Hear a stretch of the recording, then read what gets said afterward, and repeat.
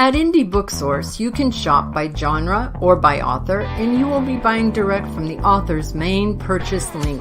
We offer hundreds of titles in formats that include ebooks, paperback, hardbound, and audiobook. Support an indie author. Visit indiebooksource.com today.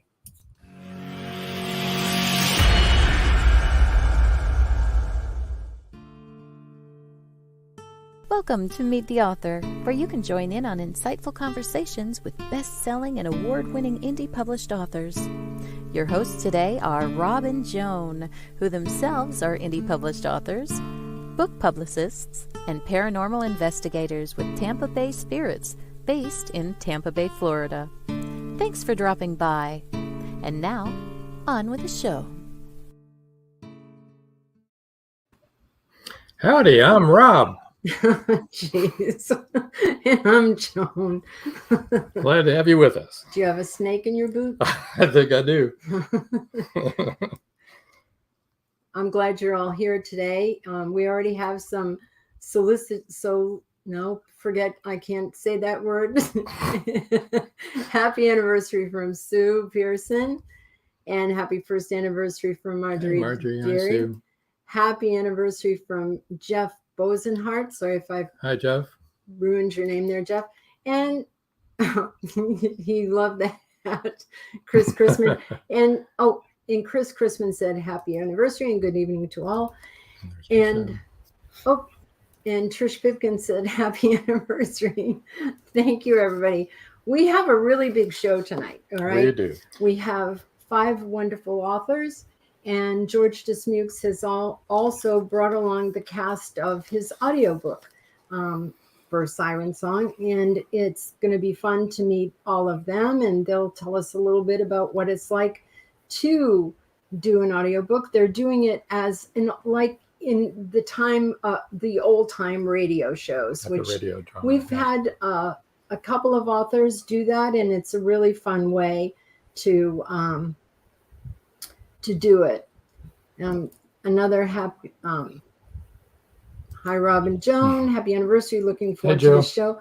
We are too. Chris Chrisman says cool. Patricia says wow, full house. Yes, there is a full house. Sue says cool, George. Chris Chrisman says old time radio dramas are boss, guys. They are boss. And when you do your audiobook like that with different actors playing different parts, and then the narrator doing the narration, it's really, really fun. And Jenny, who's one of the people that are with George, she's going to actually be the siren in Siren Song, the movie, and she, I assume, is playing the siren in the audiobook. We're so excited to be here tonight. Happy anniversary. Thanks, Jenny.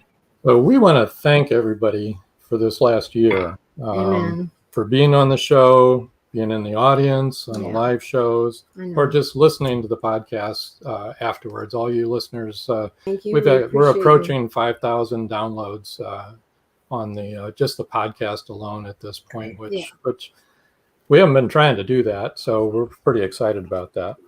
Tonight's guests, they include suspense author Paul Hollis, fantasy author Orlando Sanchez, mystery writer Linda Pirtle, mystery writer Caleb Pirtle, and adventure writer George Dismukes. Before we go any further, why don't we bring everybody on board here?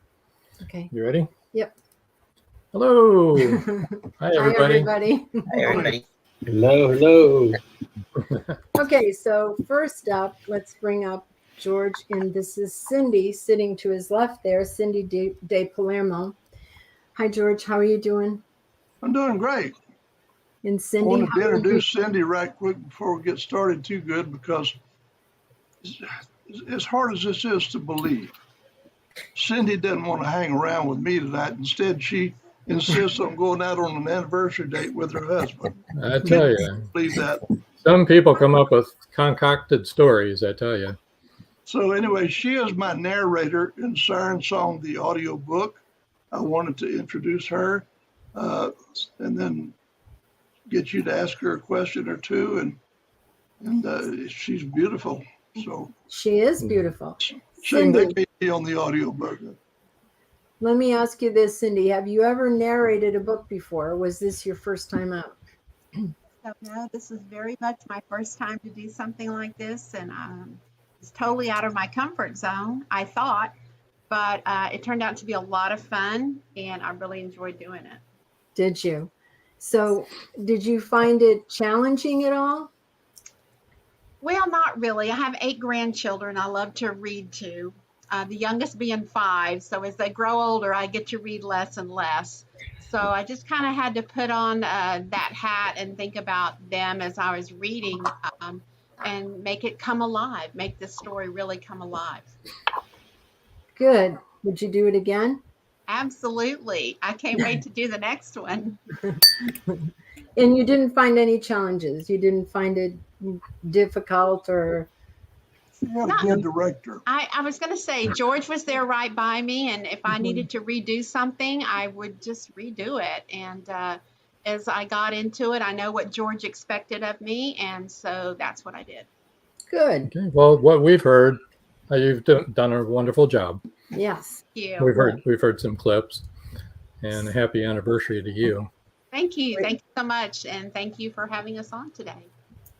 Oh, here's okay. There's an audio program already. What software do you use when you to record with? We didn't use an audio program. We have an audio engineer, and he was used to studio work, and he just piecemealed it. Okay. Let's for the audience. Let's wait until after the top of the hour when we get into George's section. After the top of the hour, George will be back on, and then we'll have plenty of time to address all the audiobook questions. Okay. Good idea. Okay, guys. We'll come back and revisit these questions. Everybody will come back and revisit those. So happy anniversary, Cindy. Yes.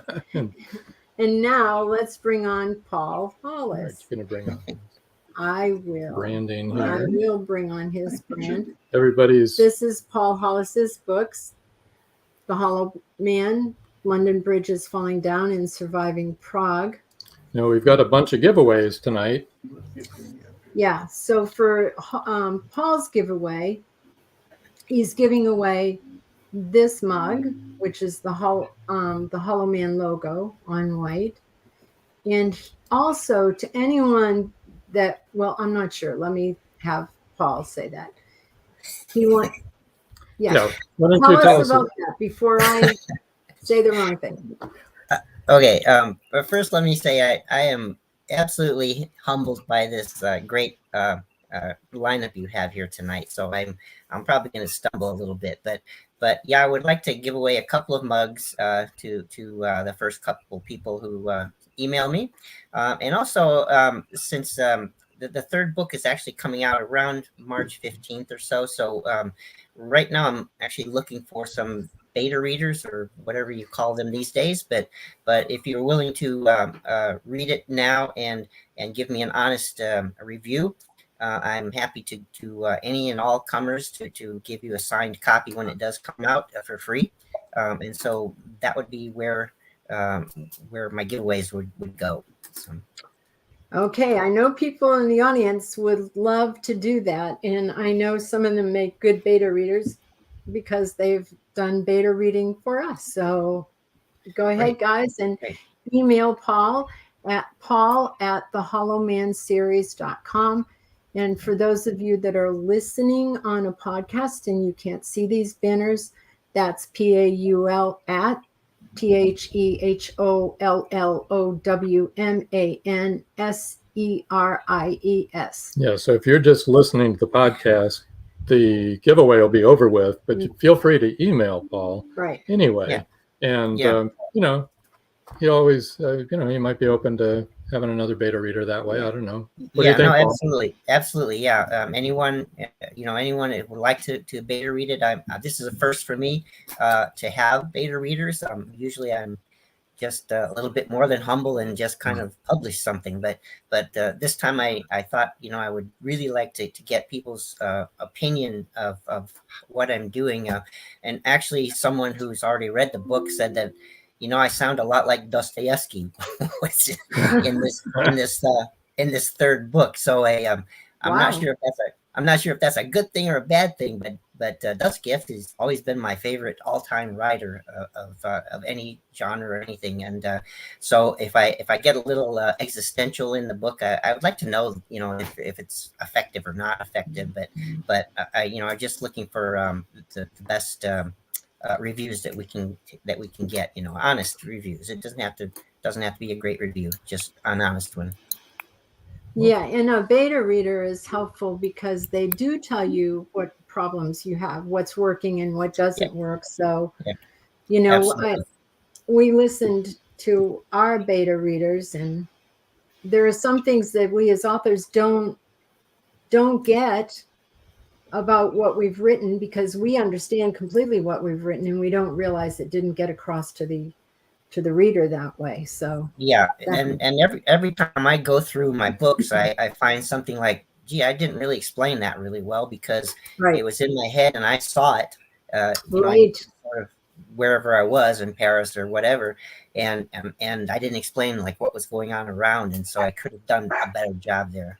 So I appreciate anyone who points out things like that and just go ahead and give me the honest opinion. So. Right. When I know that for our first book, one of the characters, well, actually, she's in all the books, her name is Siobhan, and I come from an Irish background, so to me, Siobhan is a very common name. And one of the readers said, beta readers said, how do you pronounce that name? Is it Swedish or something? And I was like, Swedish? What? It's Irish. Right. So I had to, then we had to put that in parentheses so to phonetically pronounce it, and it wasn't something that it was we an thought Irish, of. Yeah. An Irish name that is Joan in Irish. So so anybody have any questions for Paul? Comments? You can go ahead and shoot him up there right now. He'll be with us for about 10 more minutes probably. I think we kind of scared the audience into being quiet. Everybody's all quiet. I didn't mean to do that. I'm not a complete psycho yet. Yeah. I don't know. Some of the things you've told us about are kind of crazy there, Paul. Yeah, but some of them weren't my doing, though, to be honest. That's true. I just happened to be in the wrong place at the right time, or the right place at the wrong time, whichever it goes. And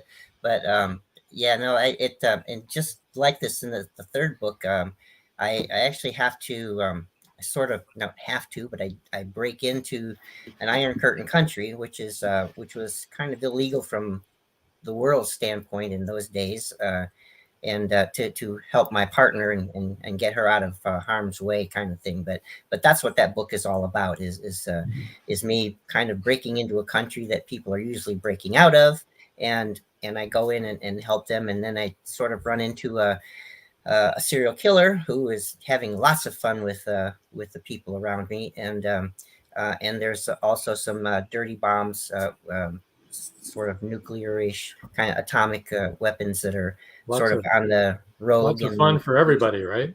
Yeah, and so it kind of like, there you go, and actually that the question that Trish has there is that. I sort of, in the last 2 pages, I did an epilogue of the third book, and I sort of wrote myself into having a fourth book now. Excellent.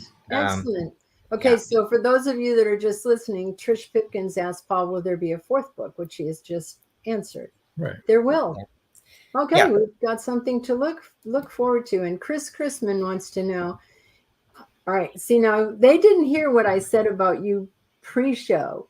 When I said we scared the audience, I said because we were asking them to wait on their comments for the audiobooks till later. But Chris Chrisman, and I can't wait for you to hear this, Chris, is where did the ideas for Hollow Man come from? Yeah, that's a kind of a long story. It is a long story.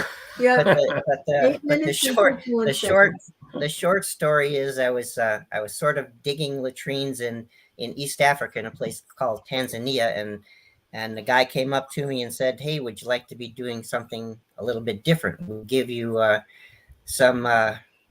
tour of Europe. Basically, you can go anywhere you want to in Western Europe at the time, and we'll give you money. You just go to here's your."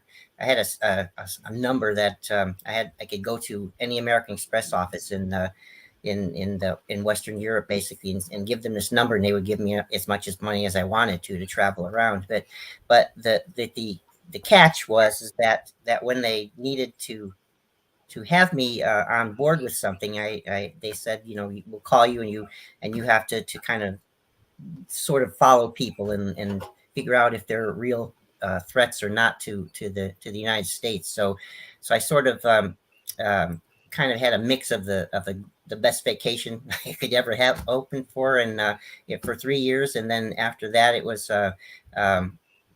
between that time it was all about tracking terrorists and understanding what they were doing in Europe and figuring out if it was going to come to our shores here in the United States. So that was basically what I was doing. And I was completely off the books because I was expendable. I had, for you guys, Star Trek fans, I should have been the guy wearing the red shirt, but because I was totally on my own and in most things, and was disavowed in any circumstance or sort of place that I would ever go. It's like they didn't know me and no one else knew me, but I had certain things to do, and so I did them at the time. And being 23, 24, 25 years old, you're not gonna die then, but you weren't really expecting in those days to live past 30 anyway, so it really didn't matter, and it was kind of like you just kind of went along, and day by day it wasn't all that scary, except in certain couple circumstances, Yeah. Well, Paul, remember we didn't trust anybody that was over 30 anyway. Remember? Yeah, absolutely. Yeah. So that was that was part of it, and we didn't want to be over 30 in those days either. Yeah. So, then you were really old if you were more than 30. So that's God help us, we're over 30 now. Yeah. So Chris explained that he already knew that, but he just wanted to make sure that those that were listening understood what your background was. Yeah, I appreciate that, Chris. Yeah, it was an interesting time and another life and another lifetime and sort of thing. So, but it changes your life as you go on, and you see things that no one else has ever seen, and you sort of just kind of like carry them through to the rest of your life, sort of thing. So Joe Conchel was asking, kind of a modern day spy. Yeah, without computers and without cell phones and things like that. This was in the early to mid 70s, and so that was predates a lot of things, including Diet Coke. And that's crazy. And other things like that. Yeah. So. Wow, how quickly we forget, right? How did we ever survive? How quickly we get used to technology. That's really something when you put it into that perspective. But yeah, I remember when computers were the size of a room. So yeah. Oh yeah, I remember that too. Yeah, I know. Remember when your cell phone was the size of a room? Oh my Lord! Practically. Remember, carry them brick around phone. in a big Got my suitcase here. And then you pull out the phone and talk on it. Crank it up. Chris says, "Damn, how are we still alive?" I don't know. Well, I ask myself that every day. I don't know. I guess it's that God doesn't want me, and the devil's not finished yet. So we'll go with that. You think about it. Our parents drove us around in these cars with no seatbelts and we drove metal our dashboards. kids around in a car with no seatbelts. Yeah. How did our kids survive? Yeah, we're that old. But you never had to steal it. You never had to steal a car, did you? So I've had experience with doing that a couple of times, more than a couple, but anyway. Paul, every time you're on, I learn something. Oh my goodness. Yeah. No, I've never had to steal a car. Well, ours is locked right now, Paul. There are easier ways than wiring them underneath the dash like they show on TV. All you need really is a screwdriver. Push in there, and it messes up children. Yeah. But not on modern cars. On the old cars, you could do that. Yeah. Let me quickly say, hi, Becca. Becca Jones says, hi, Robin Jones. Hi. Chris Chrisman says, no comment as to how old he is. Trish Pickens said, we didn't survive. Trish is our number 3 daughter. True enough. Yeah. Really. And then Lonnie says hi to everybody. And then James says, I remember writing computer programs on punch cards. I remember that. Yeah. So now I know how old you are, James. Exactly how old you are. There you go. And then Brian says he's here for George and Siren Song. Hi, Brian. Brian's their audio guy that we were telling you about. Does a great job, too. Yep. And Chris Christmas said blood pressure pump for the door. Oh, my goodness. Well, yeah, so a lot of us are old. So, Paul, anything else you want to talk about here for the next couple of minutes? Or No, just you know, I appreciate anyone who would like to read the book. I'm happy to. Oh, but I do want to say one thing: is that you all need to get to the Indie Book Source store, because we have some. Not we, but I mean we in the Royal Way, but Rob and Joan has some great things like this T-shirt here. You know what I mean? So.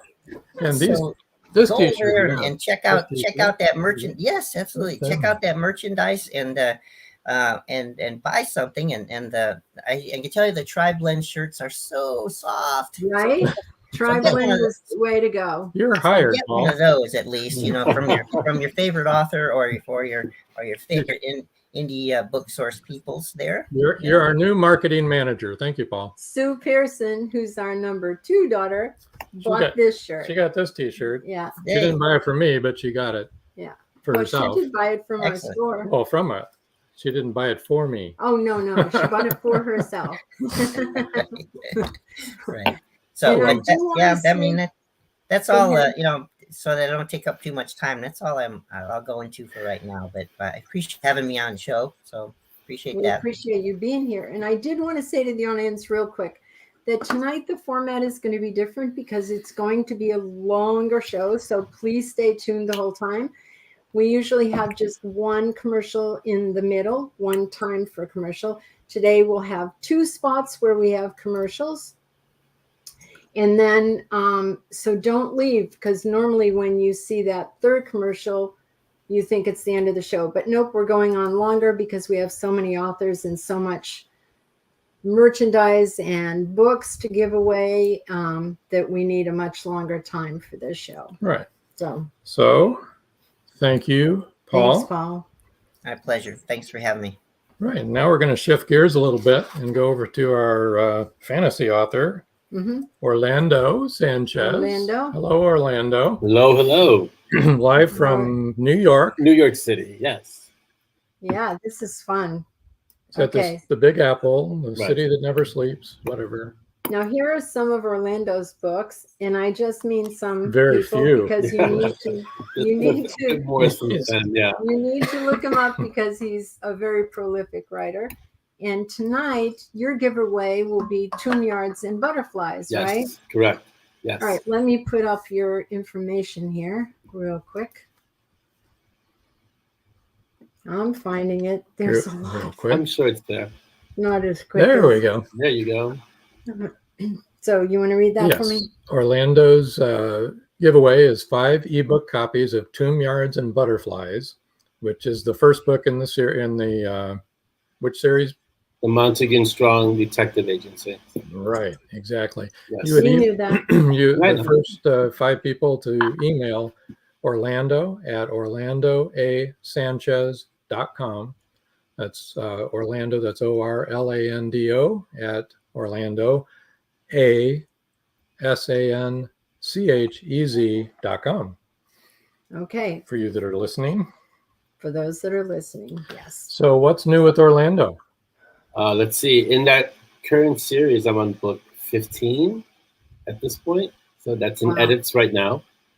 And I started a few other series, some other novellas that are related to that series. So the world is expanding, and I'm adding several series to that world. And so I'll be finishing another novella in that world in about a week. So that'll go to edit soon. So just trying to stay busy and, writing. That's a good thing for a writer. Oh, yeah. Yes. Okay, so James has a question for us. Sure. He says, Rob and Joan, what's the story with the new background? Do we have a new background? New background. There's just a lot of authors on here. This background? Or do you mean this one? Because what we did was we changed You're the first person to notice if that's the case. Yeah, we changed walls. Changed the room. Yeah. We moved the wall. We didn't move the desk.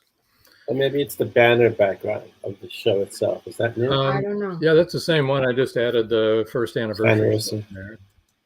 And then Chris Christmas says, "The world of Monty and Simon rock." He likes that. Thanks, Chris. For those that haven't heard about the series, haven't heard about your books, can you tell us just a little synopsis of what?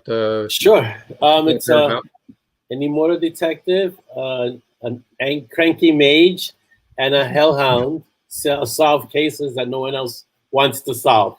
And so basically they go on these adventures solving cases and dealing with world-ending situations without trying to bring more disaster upon themselves or the city. So that's basically mortal detective, cranky mage, hellhound, what could possibly go wrong? And so, so that's basically the stories. And then they have a great relationship. Think Felix Unger and Oscar, kind of the odd couple, but with supernatural aspects. Thank you, Nancy. And for those of you that are listening, Nancy just said, "Great book title, Orlando." It is a good. The title comes from an old Ray Bradbury quote. So if you like Ray Bradbury, you'll recognize that Tombstones and Butterflies reference. Did I say Tombstones again? No, you said Tombstones. Oh, good. I got her because that was Monday. I often say that, and I've been promoting your book for how many years? A lot of years. A lot of years, yes. Many years. Back when it was the only one in the series. I know, right? Yeah. So we're 15 books in. So yeah. I think you were the third author to sign up with Indie Booksource. Oh my God. Wow, that goes back a while. Time ago. Mm-hmm. Yeah. Hundreds of years ago. Now At that least. Would be an anniversary show. Yeah. No kidding. Yeah. Yeah, because we're 15 books in, but it's also, I've had a lot of short stories, a lot of novellas in between. So it's 15 full novels, but plenty of short stories and novellas. Yeah. So it's a lot of years, for sure. So Chris Christman said, "I like the cursed alive twist." Right, so that's Simon's thing, is that he's immortal, but he's been cursed alive. And so usually it's the other way around. You get cursed to die, and so he's been cursed alive. And so he has to kind of navigate that whole, now you're immortal, how do you deal with this? And so that's his, it's the one of the driving factors of who he is and how he deals with things.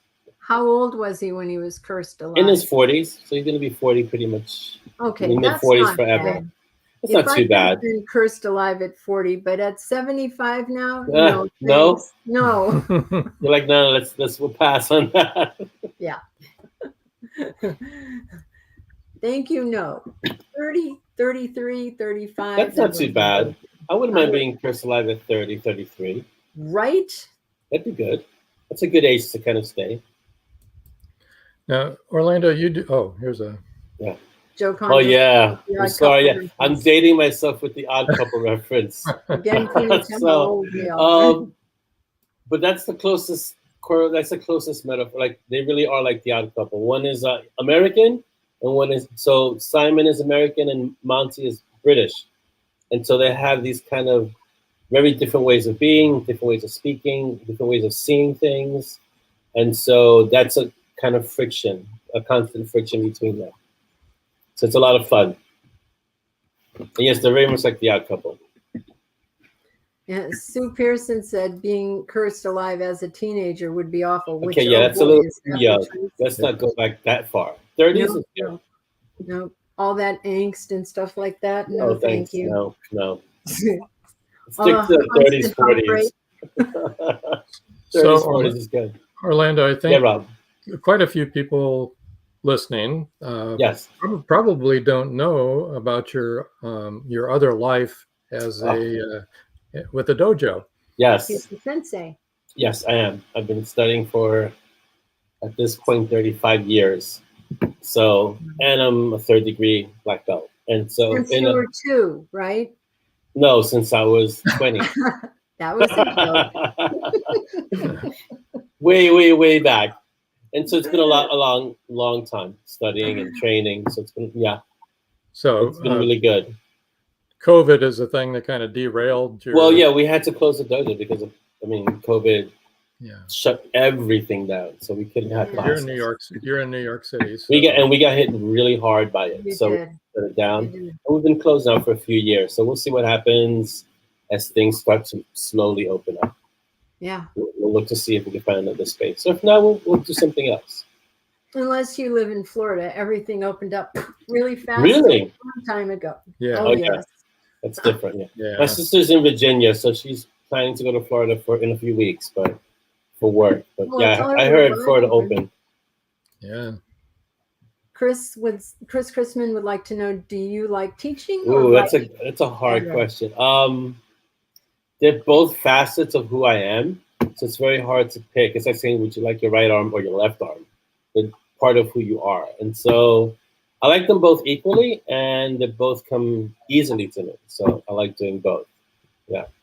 So Sue's asking, Sue Pearson, did you do any virtual? And we did any virtual dojo. Yeah, we did for a while, but it got the logistics of it got complicated. Yeah. And so, and after a while, it's not the same, especially in martial arts, you kind of need in-person training because to correct certain things, you need the instructor there, present.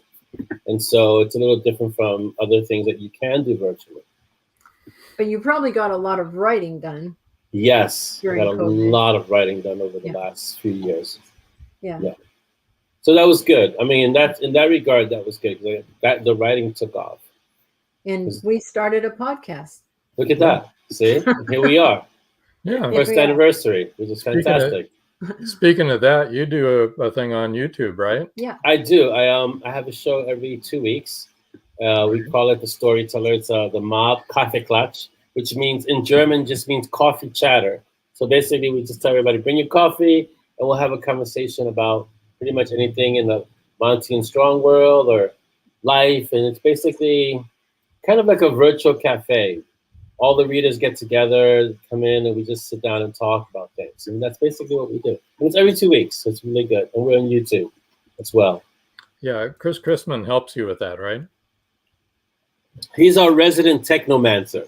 There you go. Yeah, he's fantastic. So he takes. We were doing it one way, and then we weren't really on YouTube in the beginning. We were only on Facebook, and then he kind of helped. He was the one that made it easier to transition to get everything on YouTube, and even to present, he still has like a real presence on making sure everything on YouTube flows smoothly. So he's our technomancer. He does the promo, the intro, everything. How do people find that so they can subscribe? Just go to YouTube and look up Bitten Peaches. So that's Peaches. Yeah, Bitten Peaches, and you'll find us. It's the Storytellers episodes. I think we're up to episode 65 at this point. So we've been at it for a little while. I think on our YouTube channel, I have a link. Awesome. Got yours featured on there. Fantastic. Yeah. So Chris Chrisman said you've been doing that since September 2019. Yes.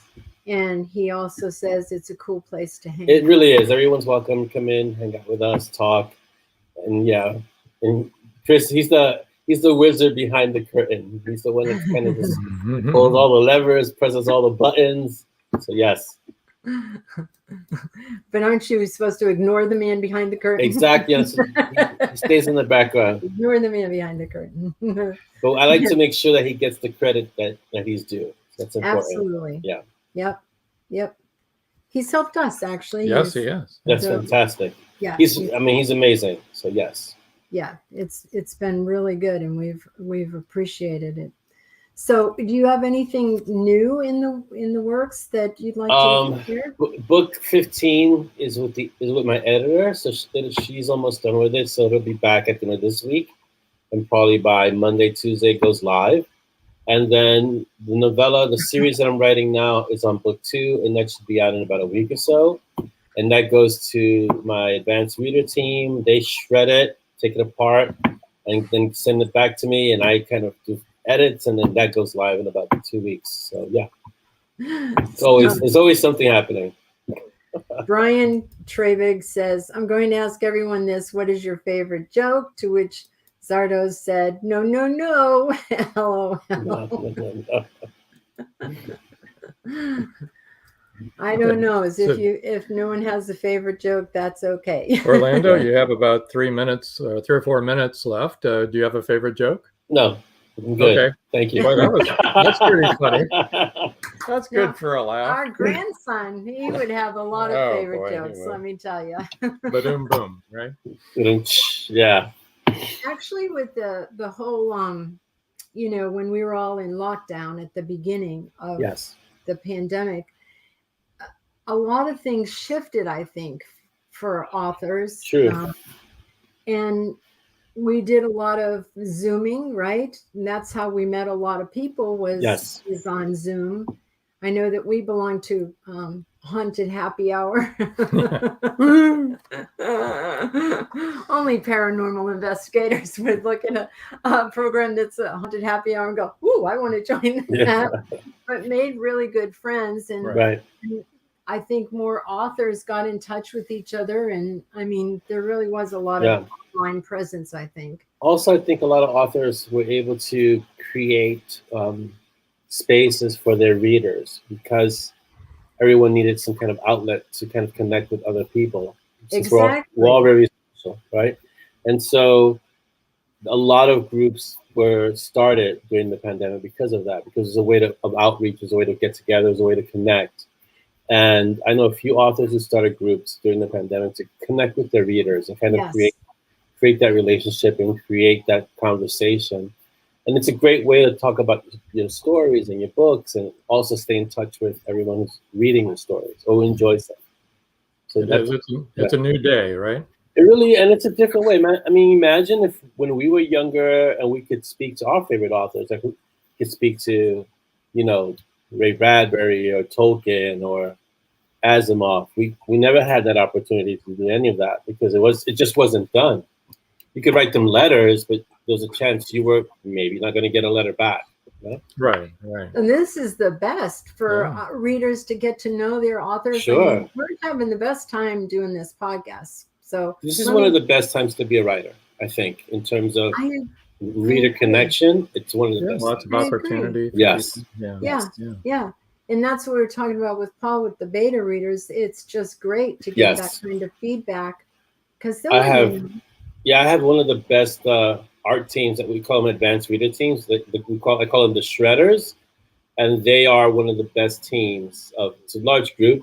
It varies from like 50 to 60 people, 70 people sometimes, but they're amazing when they take a book and they just deconstruct it and provide notes and insights, and then they give it back to me, and I can go through it and see what I always learn that I don't know anything about writing after I get a book back from them because it's full of things that I've missed that I thought were there, but you know how it is, your brain fills in the gaps and fills in the spaces or fills in the words. You say, I knew I wrote that word. I know I wrote it. And no, you really didn't write it. It's maybe in your head you thought it, but it's not there. And so they pick up on all of those things and really make the book. I always tell them they make a good book into a great one. They help do that. Awesome. Yeah. Awesome. Let me catch up on some of these comments. Yep. And then we're going to go to a break real quick. Sue says we have favorite dad puns too. Nobody wants to hear those. No. Nobody. I torture my kids with those. No. You make jokes about me. No. He has dad puns that are just horrible. Okay. Chris Chrisman said, no, this is serious. Everything shifted in 2020. That's true. That's true. Not funny, that is so true. That is true. And then Zardoz said, my wife recognized your voices from her paranormal show somewhere. Wow. I'm sure because, we've been on quite a few. And if you haven't noticed, I talk a lot. And Chris Chrisman said, oh my God, if I could talk to Norton Clark, Delaney Heinlein. Yes. Yeah, there's a lot of people. So many authors I would have loved to speak to.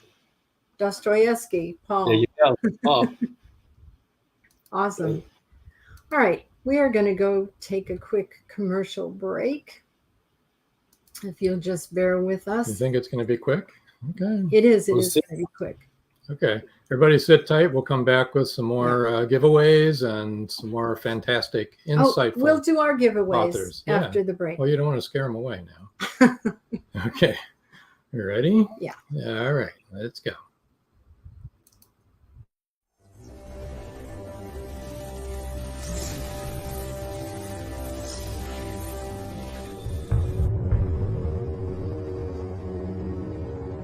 This award-winning thriller has it all. Murder, political intrigue, mob revenge, and a bit of romance. Not to mention strong female and male characters with a storyline that could be tomorrow's headline news. Now for a quick peek into our story. To help solving a nationwide plot involving the assassination of several U.S. senators, the O'Rourke team is called in. To complicate matters, they now have to work against the clock to rescue one of their own. You see, the mob didn't take too kindly to the O'Rourke team's involvement last spring. It seems to have led to the indictment of their boss. Will they succeed?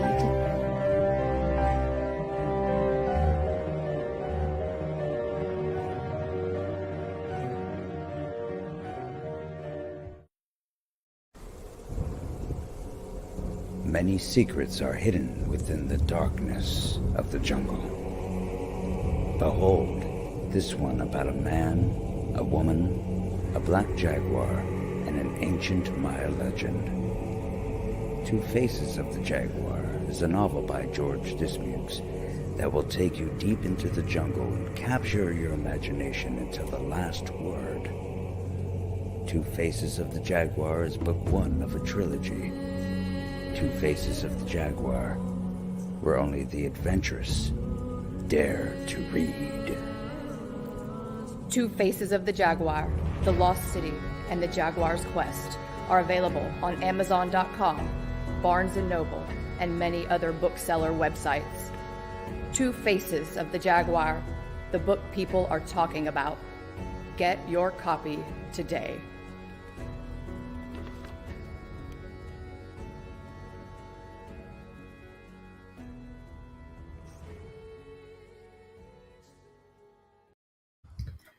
Hey, we're back. Okay, before we do our giveaway, I wanted to go one of the comments. We have greetings from Bosnia. Okay, if I do not pronounce your name correctly, please forgive me. Muammar Malik from Bosnia. And he says that he found us on YouTube. It was recommended to him. And he wants to know, where is this show and what is the topic?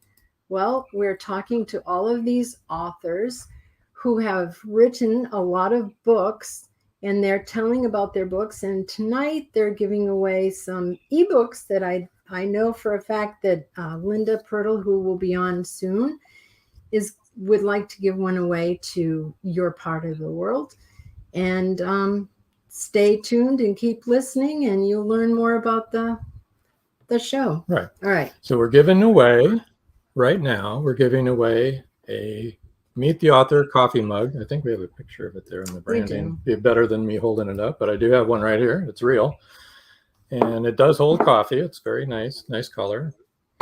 We're giving that away. And one signed copy of Clone Drones, which you just saw a commercial for. And we have a paperback copy of that. We're going to send out to U.S. only now for both of those. Yeah. Now, if you want either one of those, the coffee mug or the signed copy of Clone Drones, email us at carternovels@aol.com. Yes, I told you we're old. I've been a member of AOL since it started. There were only 1,300 people on when I first joined. I'm not giving up. So it's email carternovels@aol.com, carternovels@aol.com. And sorry, that's in USA only that we'll be sending those out. That's pretty cool, Lemon. Somebody from Bosnia. Yes, right? It is. Glad you're joining the show, actually. Okay. Let's banner down. Yes. Let's get to our next guest. Which is Linda Pirtle. Hi, Linda. Hello, Linda. Oh, are you muted? Sounds like you're muted. Linda, you're muted. Can't hear you. Can you hear me now? Now we Yes. can. Okay, I guess I had put it on mute so I wouldn't be tempted to talk to the other people while they're talking. No problem. I do like to talk. That is a normal situation for sure. Well, it's so good to be here, and it's a real honor to be invited to participate in your first anniversary. Thank you. Well, we're glad to have you. We're just thrilled to have all of you here. You're Everybody, all special to us. So anyway, well, compared to the other 4 authors who are being featured tonight, I feel like the novice. I have written 1 series of books. I'm working on another, but my first series is based upon the games that we play, just sitting around the breakfast table. Those of you who have children or have grandchildren, you've sat down and played all kinds of games, board games, card games. When our grandson comes over, we like to play Scrabble. And we like to play Bananagram. And we dump out all those alphabet tiles, and then we see how many of them we can use. And we'll usually get a theme. And he beats me every time. He's 11 years old. So he loves to beat his Mimi. But my series is about the games that people play and how you can use those games not for good and not so much for fun, but for evil purposes. And the first one is the Mahjong Murders. Okay, now let's see. Is this? Let me get yours up here again. Okay. Yeah. They're kind of out of order on that. I can see that, yeah. But the Mahjong Murders is the first one, and its setting is in East Texas in a gated community. And someone mentioned earlier when we were talking that you write about what you know. Yes. At that time, I lived in a gated community in East Texas. And the only reason I started writing after I retired from teaching English at high school, Caleb dared me to write a book. So I sat down and wrote a book. And I had to write about something that I knew. But let me put out this disclaimer. I'm not a really good Mahjong player. You're not a professional. No. There were 2 groups of ladies in the gated community, and one played for fun, and I would sub for them occasionally because they could talk while they're playing. The other group played for money, and you just did not make a mistake. So I kind of put them aside. I like the casual Mahjong player. And I love to watch the Hallmark mysteries and movies. But it occurred to me that all of the heroines in the modern shows are young women. Yes. And I decided, no, that I want an older, more mature woman as my main character. So I created Lillian Prestridge. And I want to talk to you a little bit about the characters in my story. Those of you who have taken a lot of literature classes, Orlando, you're a teacher. There's always a lot of symbolism in a book. You can always find it if you search for it. And I decided that the names of my characters, their personalities, would reflect the meaning of their names. So the name Lillian Prestridge is my main character, protagonist through all 4 of those books. And, we know about lilies, and we know that they represent purity and honesty, non-judgmental, except that is the flaw of Lillian. She is very judgmental, but she is loyal to her friends and her family. She has a sense of justice. Her husband, and by the way, Lillian's a retired school teacher, so I could identify with that. Her husband is a retired investigative journalist. So looking at Caleb, who wasn't a journalist, I could model his personality a little bit after Caleb. But the name Bill, who is her husband, means advisor or guardian. And Caleb advises me all the time, so that fits him. Grant is one of her adopted sons. He is 6'4", 6'5", really tall, large, muscular, a gift of God. And Grant really is a gift to Lillian. She has a biological son named Jake, and he's very capable and independent, as is the definition of his name, but he can also be very annoying. So needless to say, Lillian's closer to her adopted son than her biological son. Lillian has an old lover who keeps coming. He makes cameo appearances in all of the books, and his name is Simon. And Orlando, I need to ask you about your Simon character. Okay. The Simon character that I have in my books is a very loving, kind, gentle person whom you do not want to get riled. So we'll talk about compare our Simons later on. Okay, sounds good. Okay. Well, in the first book, The Mahjong Murders, Lillian discovers a standard white poodle who leads her to the body of a woman who's been murdered in her really quiet neighborhood. And she works with her two sons and finds out what's going on and who killed that person. And at the end of that book, her husband, Bill, the caring, advising person who wants to protect his wife, buys her a motorhome so that she can travel with the dog and he can get her away from this area because her life has been endangered. He takes her because he's not really sure about driving that motorhome safely, not very far away. He takes her to Caddo Lake. Caddo Lake in East Texas, for those of you who are not Texans by birth, let me explain this lake. It is very, very mysterious. It has cypress trees growing up, and it has all these little bayous that meander away from it. It has a long history of people just disappearing. If you get down one of those bayous, you're not going to find your way back unless you have a guide.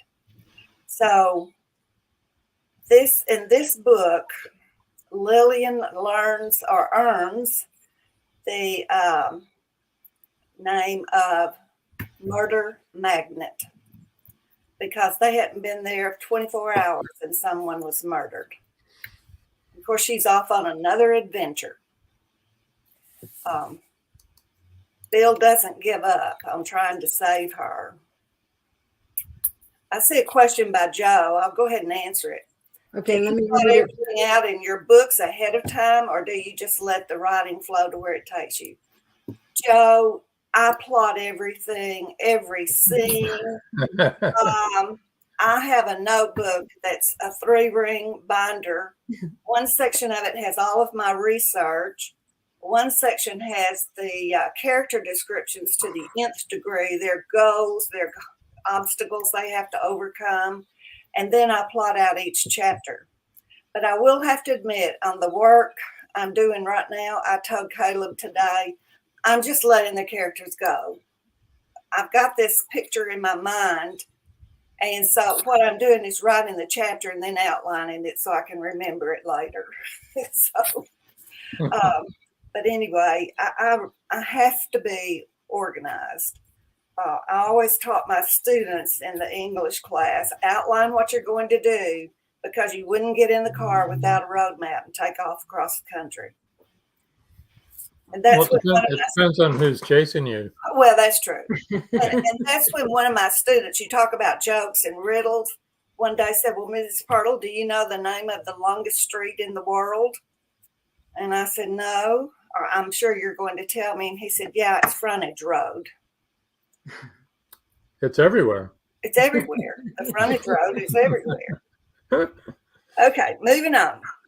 Book 3, Tarot Terrors, takes Lillian and Bill to Santa Fe, New Mexico, a very mystical area of the United States. It is here that Lillian meets a lady named Sophia Byrne. And Sophia Byrne is a very interesting name, and it matches her personality because the Byrne comes from an English word meaning messenger. And Sophia is a medium who ends up advising Lillian where to go to find who killed her husband, because Bill is killed at the beginning of this book. Oh, that's terrible. Yeah, it is. Everybody said, but all my friends who've read the book say, why did you kill Bill? And I said, well, he wasn't doing much except making coffee and serving cookies. So that's it. So anyway. Watch out, Caleb. Yeah. He, that's why he has an office in the other part of the house. There you go. That's what we were thinking. But in Tarot Terrors, Lillian learns to respect Sophia's special talents. I'll say that. She gets her motorhome shot up, bullet holes all over it. So she has to buy a new motorhome when she gets back to East Texas. And she does that at the beginning of Scrabbled Secrets. Earlier, I mentioned her 2 sons, Grant and Jake, who worry about their mother constantly. They know that she's not going to listen to them. They can't control her. So they decide to install a security system in her motorhome and tell her it's for her benefit. She can make sure that she's going to be safe. No one will be there. Especially since the last motorhome was destroyed by a mobster. So she finds out that they're watching everything she does. And she plays a lot of tricks on them. And then you hear their conversations back and forth like, do you know what she's doing now? But she's a character. And in this book 4, The Scrabble Secrets, she's in her new motorhome. She is on her way to Canada because she needs to rescue Sophia, the medium, who was in a plane crash. And it's there that she really manages to uncover the conspiracy that caused her husband's death, not only his death, but also the president's assassination. She has to make a quick run back to the States because she is being chased. And she, with the young girl who goes with her, the niece of the medium, find their way back by the Underground Railroad with the assistance of the Native Americans. So that's my series. That's got a lot going on, doesn't it?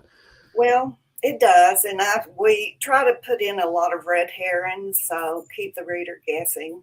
Yeah, I don't think we said this at the beginning of your section here, but did we? Yeah, but go ahead, say it again. Okay, if you want to win 2 ebook copies or win an ebook copy of Deadly Dominoes, email lsgp2019@yahoo.com. Would you repeat that again? Yes, lsgp2019@yahoo.com. Mm-hmm. And so our listener from Bosnia, Linda, would love to send one to you. Because that's an ebook, she so would love that's open for you to have that. And Cindy Finkelstein said, congrats to the winners. And don't forget to leave a review for the writers. Yes. It doesn't have to be an essay, and that's true. And Chris Chrisman pointed out that ebooks cross world borders. So our listener from Bosnia, go ahead. Linda would love to send you that ebook. Just email her where we said she should be emailed. Ebooks do cross the world borders. When Caleb and I first began our venture galleries, I was doing my first book as a series. You know, you have one chapter one day and one chapter the next day. And according to the algorithms, I had a greater following in Great Britain than any place. That's interesting. That is interesting. Well, now, yep, okay. And now we would like to hear from your husband, Caleb. Hi, Caleb. How are you doing? I'm doing well. Glad to be here. We're glad to have you. I'm glad to defend myself against the woman who killed me off in book 2. I know. That's what I was thinking. Obviously, I don't make good coffee and serve bad cookies. Bill is like Caleb. Yeah, I killed Bill because he didn't do much. That's right. So I'd watch out. Here's some of Caleb's books right here. He's stuck in the typewriter again. Yeah, he's a very prolific reader also, I may add. And his giveaway will be Bad Side of a Wicked Moon. Wicked Moon. Bad Side of a Wicked Moon. You have another book that's the backside of something. The Blue Moon. The Blue Moon. So that's my excuse for getting them mixed up the other day. So it's 3 ebook copies of Bad Side of a Wicked Moon. Right, that are up for grabs. Email him at calebpirtle2@gmail.com. That's CALEBPIRTLE2. The number 2, not the word 2, for those of you who are listening at Gmail. All right, let me see. We have 2 more comments, Caleb, and then riveting covers, Caleb. And then Zardoz said, I love looking at the stats of where my viewers are. My highest percentage, Vietnam. Strange. Very strange. Yeah. That is strange. Interesting. Really Yeah. Our viewers are all over the world. The last 30 days for the podcast only, the downloads, the fourth highest was Colombia, South America, and the 5th was Russia. That's interesting. Yeah. The first, of course, is always the United States. Yeah. But anyway, Caleb, enough talk about us. Yeah. Let's talk about Time starts now. Go ahead. No. Robert Wife says worldwide. Hey, Robert. Hey, Robert. Robert's from Australia. We do have a big. Oh, good for Robert. There. Yeah. Good to see you. He says, sorry, missed most of the show. No, Robert, this is our first anniversary show. So it's an extended show, and we're going to be on for another half an hour at least, maybe longer. So we're going to have all of the authors back on again at the end after the last author talks, and you can get to meet all of them and ask them questions. Robert says, awesome. It is. And Joe Conjal said he sold some books in India recently. I was shocked. Actually, we have a lot of people from India listen, and also who buy books through when they go onto Indie Bookstores. We have a high traffic from India. Yeah, it's amazing. Anyway, go ahead, Caleb. No, I was just going to say, we were all talking earlier about living in a world of technology with computers and cell phones, and you're in instant contact with anybody you want to be at a flash. And that's probably the reason that I write historical fiction, because I like to write mysteries, and I like to write thrillers, and it's real difficult to write suspense in a modern day situation. In the 1940s or 1930s, I can have a guy running down a dark alley and somebody chasing him. He's frantically trying to escape, and his only hope is to find a pay telephone. And if he doesn't find it, he's dead in the water. Now you just flip in and grab your cell phone, dial 911, and it's over. So suspense is really difficult to write in a present tense. In fact, Linda and I watch a lot of mysteries, especially British mysteries, on television. And probably my main complaint is 30% of the show, they're talking on a cell phone. Without a cell phone, I'm not sure today's writers could write a script. That's right. That's true. That's right. That's true. And really some of the old mysteries that we read growing up and when we were younger, they didn't have cell phones. And so they were in dire straits for a good part of the story that today could be solved with a cell phone. That's exactly right. Yeah. And we were talking earlier about George Dismukes and he's doing his ebooks or his audio books very much like the old radio series. Yes, yes. Well, I grew up with the radio series. Yes. You would lay there in the dark at night and listen to gangbusters and the FBI and peace and war and a tale well calculated to keep you in suspense, and Mr. and Mrs. North and your imagination would Bill McGee and Molly's Closet. Bill McGee's Closet. Yeah, from beginning to end. Yeah. And I guess in books, what we try to do, especially those who write historical fiction, is try to recapture that and then create a theater of the mind. So people who are reading have that same feeling they did in the old radio shows. I loved the old radio shows. I did, and I heard something recently, and after all these years, they don't hold up. But when they were the only thing you could get or listen to back in the 40s and the 50s, they were absolutely wonderful. The sound effects were great. They were. Well, which is why I'm anxious to listen to George's book when it comes out. The Rain on the Roof.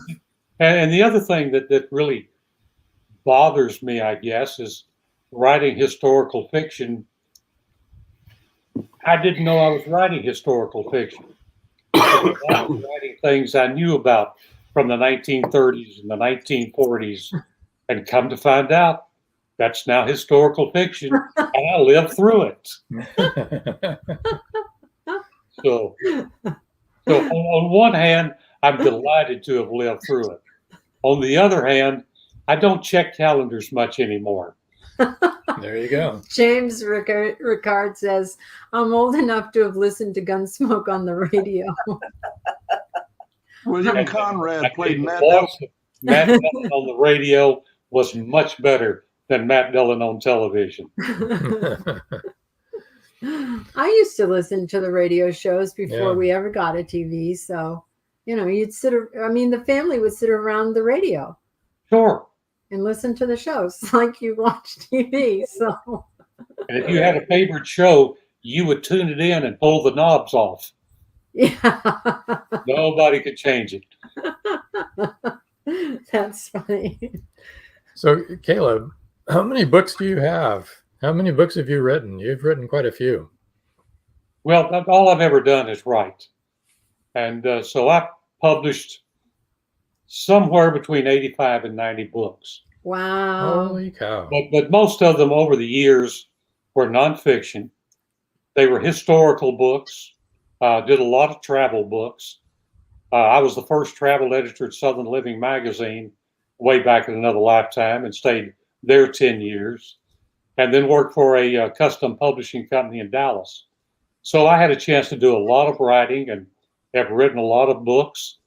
And after I officially retired, then I started writing what I'd always wanted to write, and that's novels, thrillers, mysteries, and have learned quickly that even though I wrote all those nonfiction books, I'm a firm believer that it's all fiction. You think you're writing nonfiction, but you're writing from somebody else's point of view, whether it's a newspaper article or a diary or a letter or a newspaper article. And that's the only inference, the only reference you have. But is that what really happened? Or is that the newspaper reporter or the diarist? Is that their point of view? So that kind of, and now even when I write fiction, probably 50% of it's nonfiction.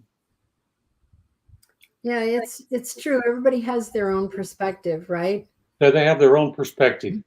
And if you experience even the same thing together as a group, each one of you is going to remember it in your own specific way. Yep. Back in my days as a newspaper reporter, I know I could go out on a homicide on a Saturday night, and the only truth that I had was the man lying dead in the middle of the highway. You start interviewing people, and you can't get the same story twice. That's right. There's one shooter. Somebody else said there were two shooters. Somebody said he ran down an alley. Somebody said he drove away in a blue Buick with a getaway driver. And all of these people, that's actually what they believed they saw. Yeah. Either that, or they came up on the scene late, and that's what somebody told them, and their mind clicked into gear, and now they believe it. You could put them on a polygraph, and they would pass it. In their mind, that's truth. Yeah. I think you have the same thing with car accidents. You know? Oh, exactly. Yeah, same thing. Yeah. Yeah. Well, yeah. And I mean, you do believe it. Yeah. I mean, you believe it in your head, and that is what your memory is going to be. Right. So Joe Conja was saying that there's a channel on Sirius XM that replays old radio shows. Well, I'll have to find it, Joe. You'll have to email it to me. Chris Chrisman says, I assume this is for old radio shows too. Great. Detective noir. Yeah. And Chris says, and this is true, I believe that you believe, but that does not make it true. And that is why you can pass a polygraph, because you do believe. You're not lying. That's what you believe. Yeah, back when I researched my book, XIT, The American Cowboy, I interviewed across the country. I went to a lot of ranches, and the old-time cowboys were Union and Roundup Rodeo. Interviewed a lot of old-time cowboys. And I had 7 different old-time cowboys in different parts of Texas tell me the exact same story as though it had happened to them. And I'm sure they told it so often, it really happened to them. Wow, that's crazy. That's interesting. Yeah. And they weren't lying. They weren't lying. What happened. And I catch myself. I've told stories so often, I can see myself there, but I'm not for sure I was really there. Yeah. So I'm as guilty as everybody else. Robert White says, the truth is out there. Nowadays, it's floating around on the cloud. Isn't that the truth, Robert? And even that's not the truth, because all those deep fakes are out there too, which you can't tell from what's real and what isn't real. So that's crazy. So Caleb, you have about five minutes left or so. Do you have any new work coming out? At the very moment, I have a new book coming out called Eulogy in Black and White, and it'll be out in May. And it's part of the Magnolia Bluff series. All right. And presently, I'm working on a nonfiction book about the West Texas town of Border, which was a big oil boom town. And at that time in 1926, 27, 29, was known as the meanest town in the world. So I grew up in the oil fields of East Texas. I've written 3 nonfiction books on the oil field of East Texas, plus my Blue Moon books are all about the oil field in East Texas, and have written a big book on the Giddings oil field in the 1970s. So and maybe it's just my heritage or my DNA or growing up in an oil boom town, but every once in a while I go back and write about another oil strike, and they're all the same and they're all totally different. So Chris says, if ever I met a Texan who hasn't drunk out of a muddy hoof print, John Wayne. Sue Pearson says, X-Files reference, love it. That was to you, Robert. Joe Conjul says, Sirius XM channel 148, Radio Classics. 148, I've got it, Joe, thanks. He's dialed it in already. And Chris Chrisman says, nonfiction, I'm interested. Yeah, like he said, he's written a lot of nonfiction books. A lot of nonfiction books. But 3 ebook copies of Bad Side of a Wicked Moon, and takes place in East Texas also. That takes place in a mythical East Texas oil boom town during the Great Depression. That was patterned very much like mine and Linda's hometown of Kilgore, which had the big oil boom in the 1930s, which basically broke the back of the Great Depression. It was a town of 300 people.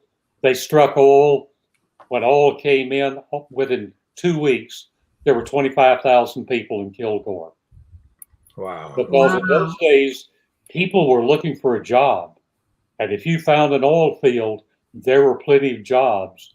And there were folks coming from all over the country just to go to work in the oil field. In fact, they were probably 80% of them hitched a ride on a train. As this one little lady told me, she said back in those days when the train came through, there were people hopping off the train. They looked like fleas hopping from a hot skillet. Wow. Our one of our our only daughter-in-law, because all the rest are sons-in-law. Our daughter-in-law's father recently passed away, but he's a Texan from Odessa, which that's an old oil boom town, right? It is, Odessa and Midland. Yeah, because I know that's how a lot of the people there made their money, was from when it was a boom town. The Permian Basin of West Texas made a lot of people rich, and it broke a lot of people. Yeah. I think Odessa is still pretty. Yeah, because the old Wildcatters were not unlike poker players. You win a big pot, and you lose it trying to win the next one. So Robert has a bit of advice for you. Don't take the knobs out. Keyboards are harder to plug back in when you're listening to them. Hey, good for you. I appreciate that, Robert.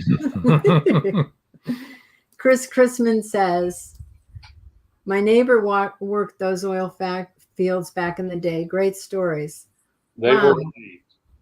And Brian says, you aren't Texan until an ex-mayor offers you his homemade moonshine from a cleaned out quart of oil. True story. And Paul Hollis can tell you about that, Brian. That's right, Paul. Paul Hollis can tell you all about moonshine. He started making it with his daddy when he was 5. So that was before he was a spy. Right. Well, it's time for us to roll into our next break. Yes, don't go away, people. We have more show after this break. More show, okay? And then more giveaway George, more giveaway, and we'll go back over everybody's giveaway before we finally sign off, so everybody has a chance to win stuff. Sit tight for a couple of minutes for a short commercial break from our sponsors. Yes, from our sponsors. People who like to read want to get their hands on books by Becca Jones. Becca Jones, the breakthrough author who tells it like it is. It takes courage to tell a story when it reveals dark secrets. Becca Jones delves deep into the hidden world of sexual abuse. She tells what happened and also tells how she survived. Meant to Be is much more than just entertaining. Meant to Be gives you a point of reference, hope to cling to, and becomes a guide for survival if you have suffered the same thing. Meant to Be, Becca Jones, a must-have. Meant to Be is available on Amazon, Barnes & Noble, and many other bookseller websites.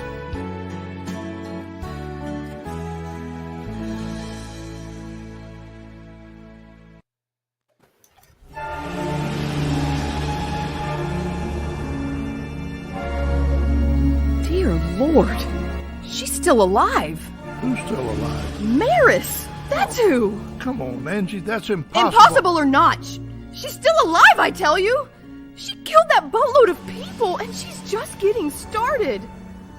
There's no limit to what she will do. It's not easy to kill a siren. It takes a formula and a plan. Siren Song 2 is the spellbinding sequel to Siren Song. Both novels by George Dismukes.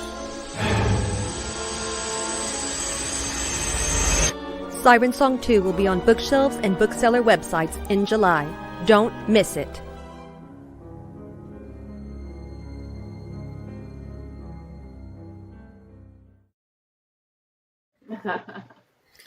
Now, Okay, we're back to our show and back with George. And George, you want to introduce the next little bit of audio that we're going to put up here? Well, there's going to be some clips from the recording sessions, and there'll be 3 or 4 people that you'll see performing, and some of them right here with me. And one is in the audience. Yes. Go ahead. Ready, set, go. She really is a siren, Al. She wants to kill us all. Everybody. I do have just one question. Did you kill DJ? He would have had to go sooner or later anyway. He just found out about me at the wrong time. Sorry. It was necessary. To Angie's surprise, Ken sits watching her, completely silent.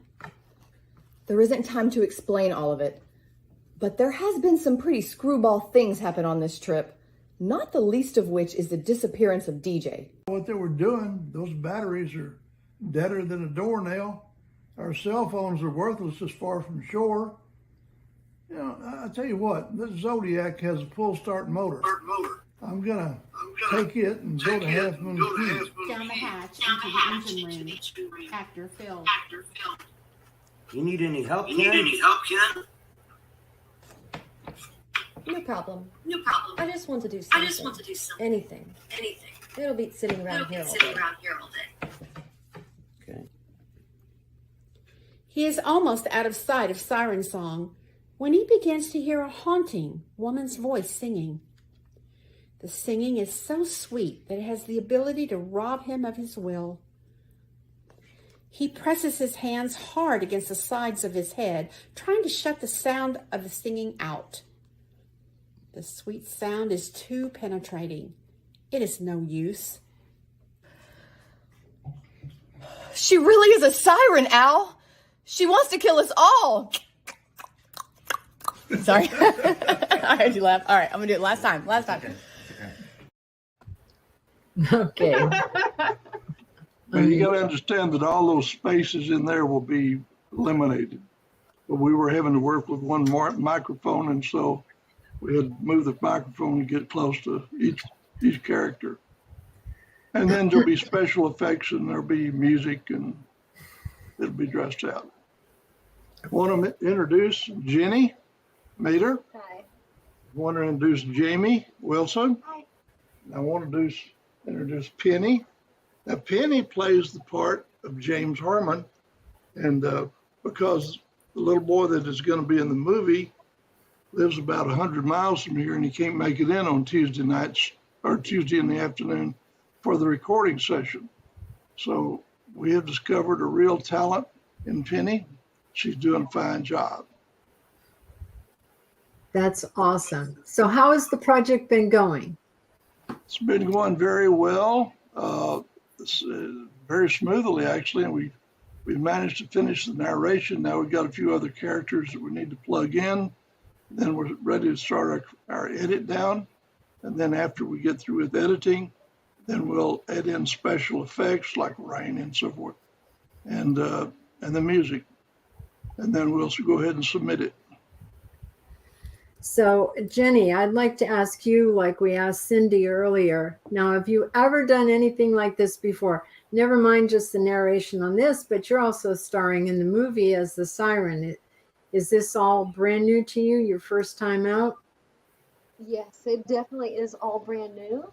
It's been a whirlwind of an experience, but I'm loving every second of it. And the audiobook was even more fun than I could have expected. It's been a great experience so far. That's awesome. Penny, how do you like it? It's really fun. Yeah, come on up close. There we go. Come up close to the mic, sweetie. Speak up loud. It's really fun. I've never done anything like that. So. What grade are you in? I'm in 5th grade. You're in 5th grade. We're very well spoken for a 5th grader. That's for sure. And you're doing a good job. Thank you. You're welcome. And Jamie, same question to you. First of all, I want to say Penny's doing a great job. Oh my gosh. Jenny as well. I had a little bit of experience. I came in, I did acting through high school. I also enjoy writing, so I look forward to working with George. Hopefully one day, I'll write a book too, like all you great people here. But to work with these two who haven't done anything and never acted, and then to watch her become the siren before our eyes from the day one we auditioned has been the best part of this. So whatever experience I bring, forget about it. The siren. I'll tell you the funny part of this. In the movie, which they will both be in the movie, she plays the part of Angie Holland. And of course, she plays the part of the siren. They're mortal enemies. But in real life, they're the closest friends. They're like two bugs in a rug. No, I like the part of Angie Harmon in the book. Actually, that was my favorite character. I've got to say, I like strong women, and Angie, you wrote her as a strong woman, and I like her. She's also dominant in Siren Song 2. Good. Which will be out in July. And then Angie Holland is also in Siren Song 3, which I just finished writing. I've submitted it to Nancy Schumacher. I don't have an answer yet because she hadn't had it long enough. So this is one of those moments that a writer where you're in the lurch waiting for an answer. Nancy wanted you to know she's in the audience. Oh, good. Well, that's enough to make me a little more nervous. She popped in a long time ago, but I didn't want to interrupt the other authors. Sue Pearson says, "I love how George does write strong women in his books." Well, thank you. You would like Two Faces of the Jaguar because the she's read it. She's read it. Okay. She's read all your books. Yeah. Well, really? That's great. Nancy says, "George, you do know I'll say yes." Thank you, Nancy. That takes a little bit of the pressure off. And Chris Chrisman says about Penny, he goes, "Wow, 5th grade, I couldn't even tie my shoes." We discovered Little Star because she takes it to that microphone like a cat to milk. Yeah, that's right. Trish Pifkin says, "Haha, that was fun watching the clip. Yeah, it was fun." So everybody did like it. Yeah. So to be clear, George, tell us a little bit about each project. You've got like a whole bunch of irons in the fire. First one's your movie, right? Yeah, we had our movie funded. That's $5.8 million. We had an investor that was fixing to go ahead and broker it all. And this is for Siren Song. That's for Siren Song, yeah. And then one day he got to feeling bad and went to the hospital, and 3 days later we lost him. So now we're having to start all over to get that funding, and that's the reason we hadn't started shooting yet. This is a question from Joe Conjal for you, George. Hi, George. How did your book get discovered for the cinema? Do you submit it somewhere, or were you approached? Oh, man, that's a long story. I know. I originally wrote Siren Song in 1983, and it was optioned in 1986 to be a movie. And their option ran out, and then the same man that optioned it at that time wanted to option it again. And so I don't really own the movie rights to Siren Song, but I am a producer. And it's a whole lot of fun. It's a hell of a lot of work, but it's also a lot of fun. But it has quite a history behind it. Yeah. George could teach classes on how to do this and how not to do this, right, George? Probably so. But I tell you, one of the things that makes it fun this time is that we've gone into the production process quite a bit. Like all of the people that you see here have not only been cast in their parts, but they had to undergo scuba training and get certified, because this is a story that takes place underwater. And if they had not passed their scuba training and become certified divers, they would have to step aside and let somebody else have that part. So you're looking at not only actresses, but certified divers. Awesome. That's dedication. Yes, it is. And they've got the most giving hearts. I am so lucky, because no matter what it is that we need to try to do for this project, they're right there ready to do whatever is necessary. And so I'm a lucky guy. Chris says, nice. Sea cards are hard work. Yes. Yes, they are. That was one of the hardest things I've ever done, but also the most exciting. So much fun. I can't wait to dive in Belize. I know that's going to be amazing. For sure. There you go. I actually became a certified scuba diver back in the 60s. Well, not many women were certified back then, but it is fun. It's a different world. Yeah, it is a different world. So you've got your movie, you've got what you've been talking about is your audio book, and then you've got Siren Song 2 coming out in May. Is that right? July. Okay. And then apparently Siren Song 3 will be coming out in about a year. And I've started another book called Paradise My Prison, because writing is, I'm going to tell you the honest truth that you already know. Writing is a disease.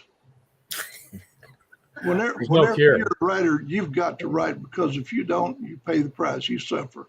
Because you got all these ideas in your head, and they'll drive you nuts until you get them on paper. So that's another book I'm working on now. It's about a guy that wakes up on an island that has no idea where he is or how he got there. So it's fun. That does sound like fun. So you did you want to talk about marketing? Yeah, the audio book is not only to expand our audience for Siren Song, but these days it is not enough to write a book, not unless you're somebody like John Grisherman. You got that New York machine behind you that is so gigantic and powerful. But when you write a book these days, you got to get out there and hawk it yourself. You got to do a lot of marketing.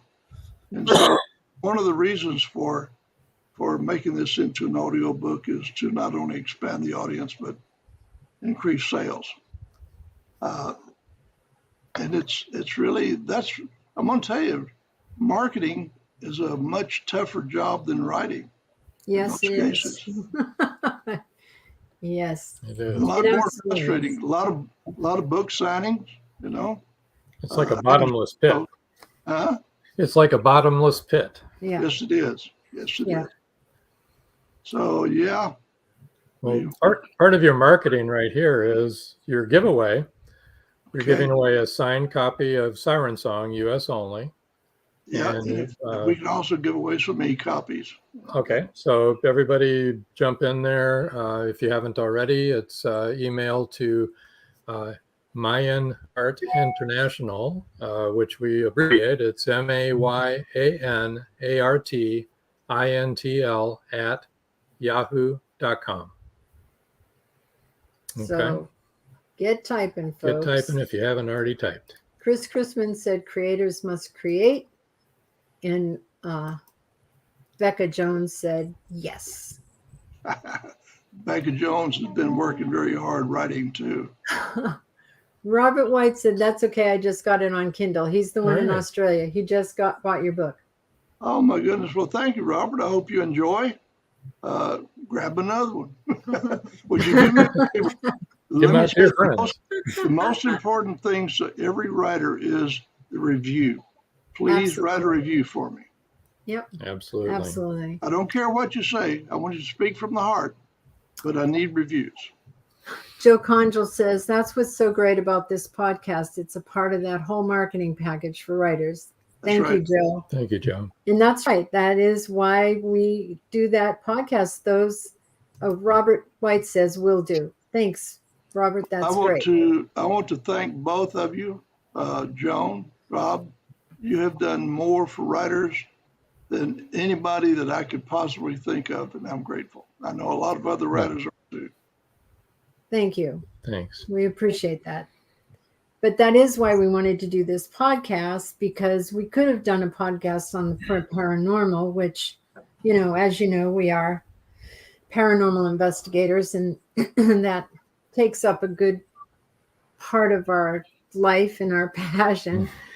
But this is also our passion, writing and publicizing other authors, and we really wanted to do this because we felt like if the readers could connect with you in person and talk to you and comment to you and get to know you personally, we really felt like that was a good way for people to want to read your books. They'd feel more of an emotional connection from you.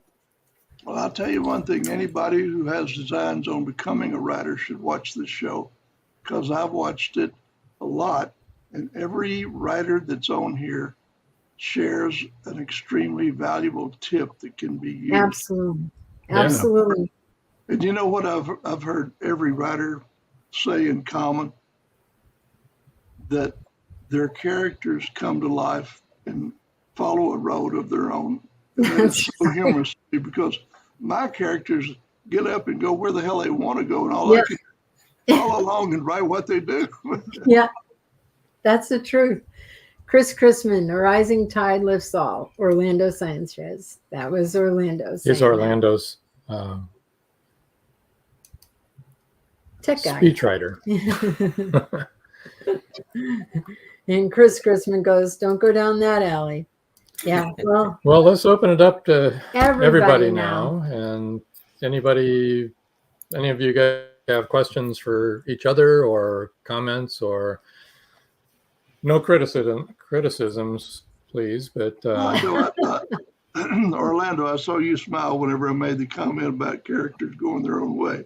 You apparently have. Oh yeah, yeah. I call them feral stories. So I usually start with a word quota, and my group of readers knows this. I tell the book's gonna be about 50K.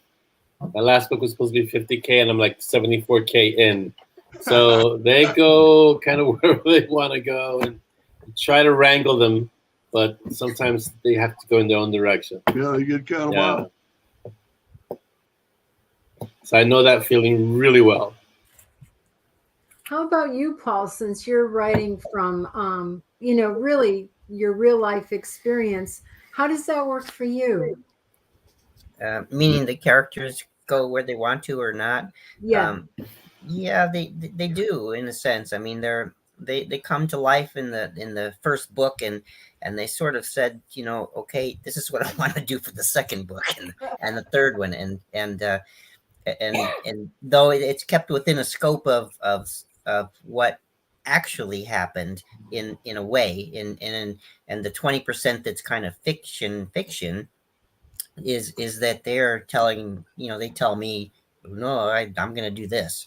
And so that sort of takes it on another realm and takes it another direction sometimes. And then I have to figure out how to get them back to where the truth is, sort of thing. And that, but yeah, no, they're to me, they're real people, sort of thing. Oh, yeah.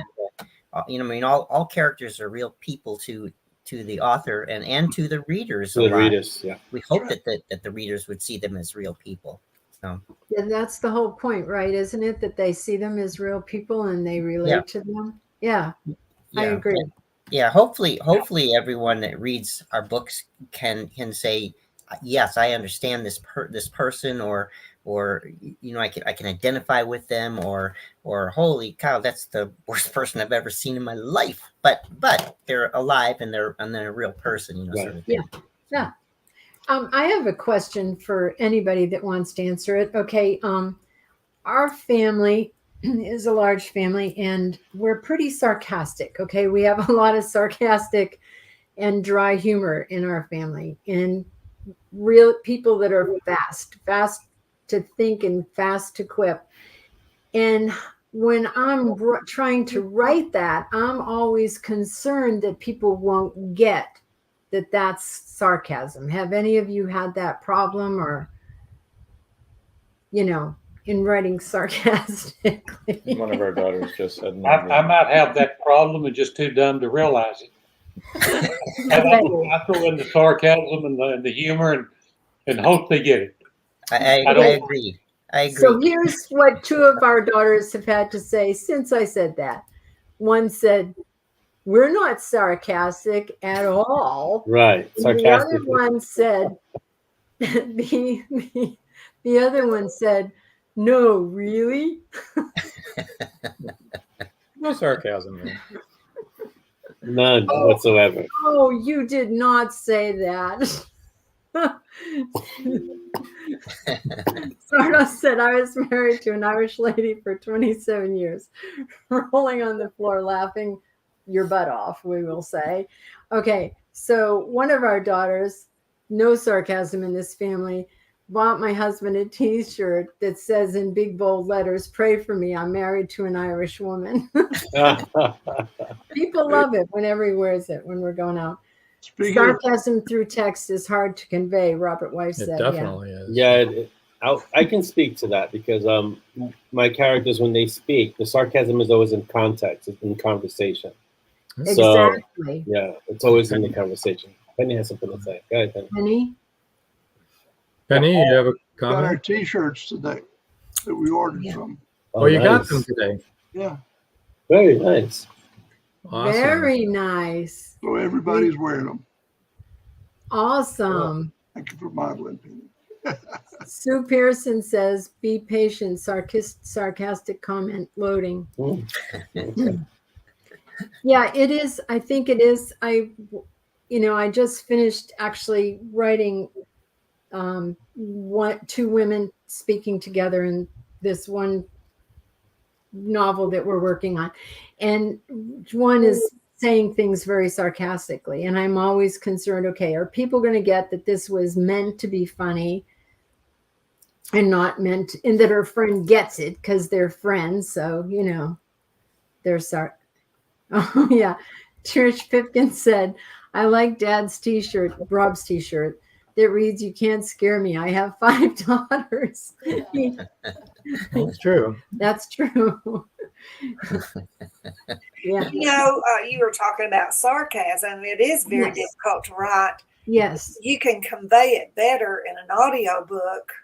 Yes. And on the written page, just by the intonation of the voice. Right. Exactly. That's exactly. True. That's true. And that's where writing becomes tricky because you can't convey that, or body language either. Yeah. You have to describe it. Yeah. It's harder. There's a lot of nuance. There's a lot of nuance to sarcasm. So it has to, the writing has to land correctly, or else it comes across, it falls flat. So Yes. the nuance and sarcasm is hard to convey in the written word. Yeah. So Trish says, in writing, I think it helps to include body language to help express the sarcasm. Yeah. Yes, I agree. For example, you can use the word maybe, and the reader just reads maybe. But if you don't have some expression on the face or something like that, or a way to lengthen the word, maybe, it's just different. It's difficult. Right. Yeah. Right. Yeah. Actually, that's why when you get, George is part of this whole narration and speaking in his audiobook. But when you have just hired someone to do your audiobook, it's really difficult to get a voice actor that reads your lines the way you thought them in your head. Because you all know this. You have your own intonation, your own pauses. You know what you're trying to say, what words should be exaggerated and what one should be said more quietly. And so to find someone that can get that and do that correctly for your audio hard. book, yeah, it Any is. kind of humor is difficult to write, I think. I agree. Yeah. But it's a big part of our books. That's true. Pull it off. You're very good. I know that this one person that gave a review to our first book, which was Bioprints, and Bioprints has a smoking gun on the cover, and the smoke goes around the spine and then into the back. And he said, you used a lot of cliches. And so I said, the smoking gun wasn't a clue? It's like, seriously, folks. Hello.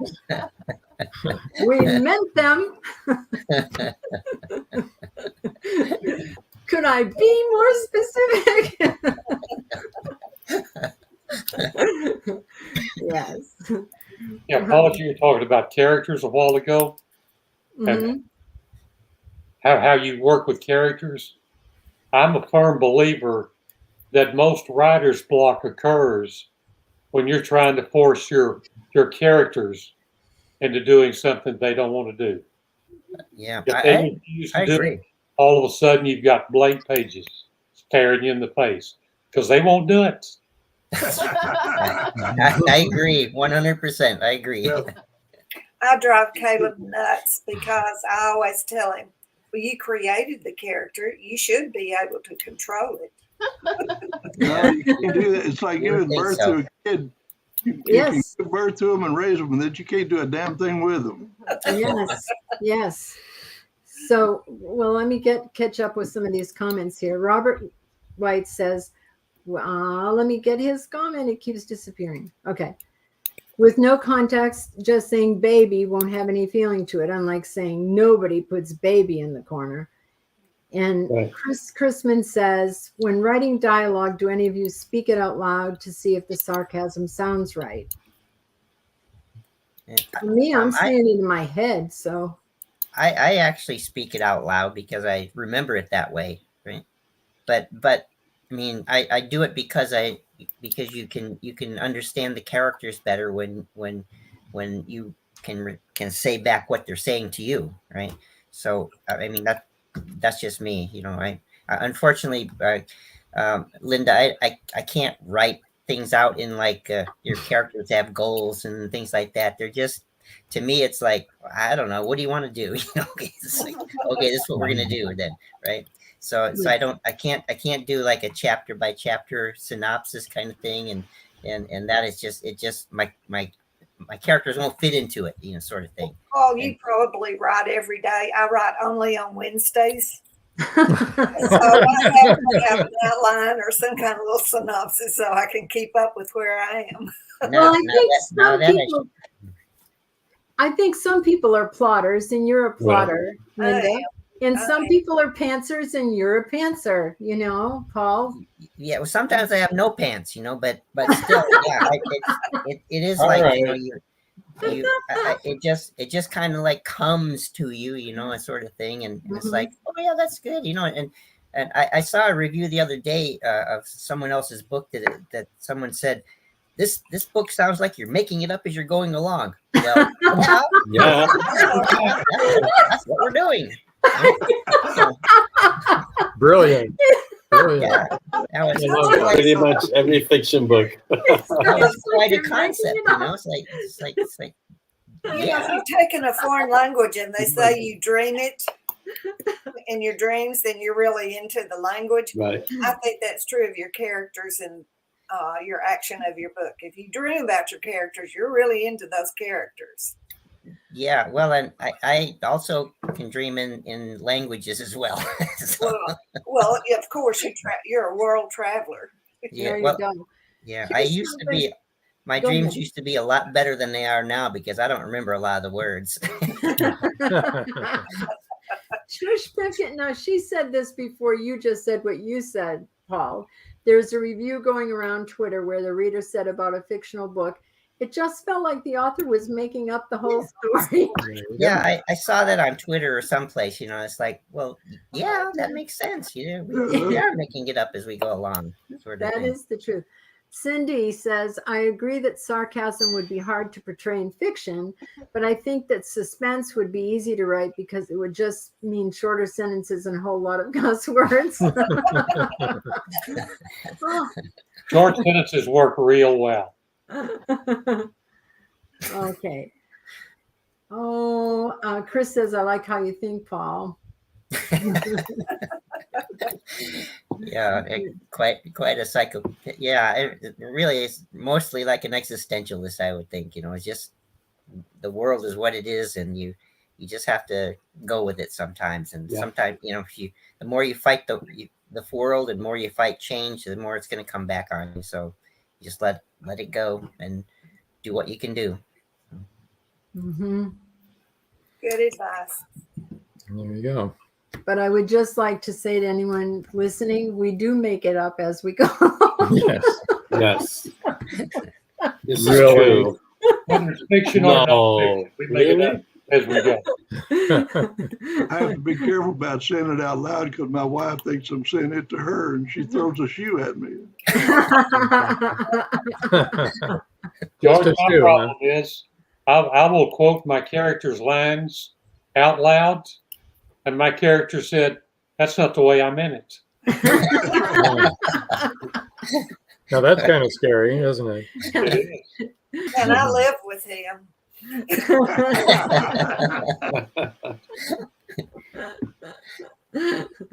Well, he lives on one side of the locked door, and I live on the other. That's why you're in separate rooms right now, right? You got it. Well, this has been great, guys. Does anybody else have anything else they want to say? Thank you for having us. Buy books. Buy books. Thank you for having us. Yeah, absolutely. It's been great being here. We do appreciate being here, and thank you for everything you do. Putting faces to names that I know. Today has been really, really fun. It has been. Joe Conjo Conjo says, record. This has been a fantastic anniversary show. Thank you to all the guests. Terrific dialogue and great information. Caleb has it. Robert Wife said, Caleb has it right on the money. One of my characters does that too. Cindy says, great comments. When can we see your next event? We're just going to talk about that in a minute. Next week. We're on every week. Chris Christian said, great show. Thank you. All right. Yes. Okay. So thank you guys. I'm going to move you over here as there. So everybody hold on to your seats because it could be rocky. Ready? See those dad jokes. There That's we what go. my daughters were talking about. Yeah, well, that's the way it goes. Want to remind everybody that, thank everybody, first of all, for tuning in, and thank everybody, our guests tonight. It's been awesome. It's been a lot of fun. Saturday, episode Rewind. This week will be Trish Ostrowski and Lillian Brummett, episode 13. And you watch it right here. This is a rewind. You can watch it on YouTube or wherever you're watching it now. But it'll be. But it's a rewind, and you can go ahead and make comments, but don't be surprised if we don't answer them because it's a repeat show. Right. And then next Wednesday is our next live show. It happens to be a pre-recorded live show. Whoops. Okay. A dark fantasy author, Jamil. Is that how we pronounce it? Jamil Effend is pre-recorded. Really good show. Tune into this one, guys. Episode 47. He's 27 years old. He's an amazing writer. He's a Black writer.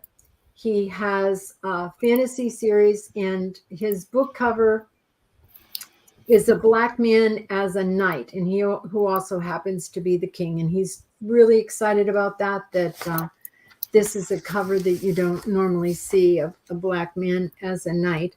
And he's so smart, and he's done an audio book, and he and his brother are writing books together. And so tune in. And he's really, he's really great. Yeah. Robert said, I would be surprised if you did answer rewind. Yeah. answers that, that would be funny. So also coming up, as far as events are concerned, March 23rd will be the Meet the Author Voice of Indie crossover event. We're going to have Gary Stephen G's on and Beam Weeks. We'll just have Gary G's on, and then Beam Weeks will be over on his show right after that. So that'll be fun. We'll have more details on that coming up. And then April 6th is the Magnolia Bluff Crime Chronicles reveal. It's our first book on that anthology. And their first 3 authors. It's going to be another event like this one. Yeah. We'll have 3 authors. Yeah. And it's a 9-author anthology. And then, we'll have more coming out on that. So you don't want to miss that one either. That's the next big event. And I think that's about it, isn't it? Yes. Okay. Let's see here. Thank you so much, everybody. Thank you, everybody. Thank you. Thank you for being on the show. I really hope that you'll tune in again, and we really appreciate you authors more than you know. You just made our anniversary for us. This was a wonderful show. Right. So, yes, if you would like to stick around, you can. You can. We've got one more comment. And we won't be leaving yet. Oh, thank you, host. Cindy says, you're welcome. You're Sue Pearson welcome. says, congratulations. Thanks, honey. Okay. Okay, now can we go this way? And we're going to do this. There we go. Whoa, that's not it. No, you need to go up. I'm going up. See what happens when he Up, up, up. tries to produce? Here we go. Shush.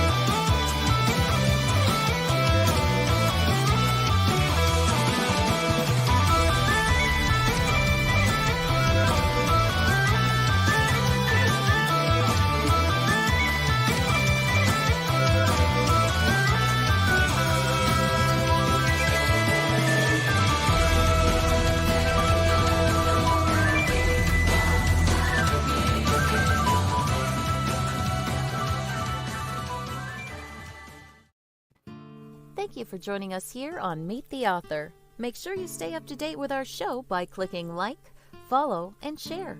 And you can find us on Spotify, iTunes, and more.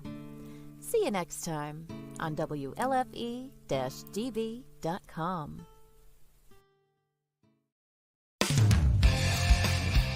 You've been listening to WLFE-DB.com, where our shows are your shows.